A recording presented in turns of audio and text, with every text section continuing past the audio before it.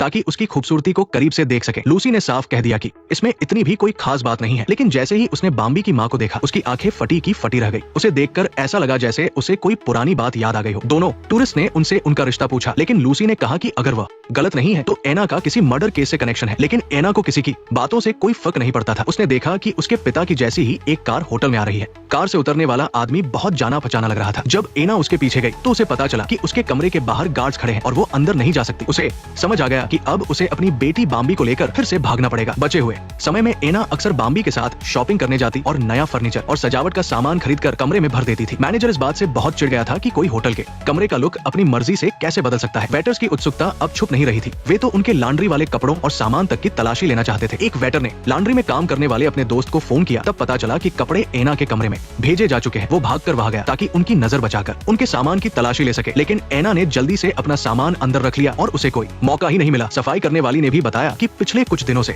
एना किसी को भी कमरा साफ करने के लिए अंदर नहीं आने दे रही थी। उनकी इन अजीब बातों ने सबके मन में शक पैदा कर दिया था। वे सब इकट्ठा होकर माँ बेटी के बारे में बातें करते रहते थे, जैसे कि वे किस दिन स्विमिंग पूल में नहीं गई या किस दिन उन्होंने नाश्ता नहीं किया। और आज तो एना बड़े आराम से एक ड्रेसिंग टेबल खरीद कर ले आई थी। वे दोनों अपनी ही दुनिया में खोई हुई थी। उन्हें अंदाजा भी नहीं था कि बहुत जल्द एक बड़ा तूफान आने वाला है। डिनर के समय एना अपनी बेटी को लेकर नीचे रेस्टोरेंट में आई। मैनेजर ने जानबूझकर वेटर से रेस्टोरेंट के बीचों बीच एक सबसे छोटी टेबल लगाने को कहा ताकि वो उनकी बेइज्जती कर सके। हॉल में मौजूद सभी लोग उन्हें अजीब नजरों से देख रहे थे, जिससे एना को बहुत बुरा लग रहा था। हालांकि बाम्बी बार बार औरतों का खून पीना चाहती थी, लेकिन एना ने खुद पर काबू रखा और वेटर को बुलाया। उसने वेटर की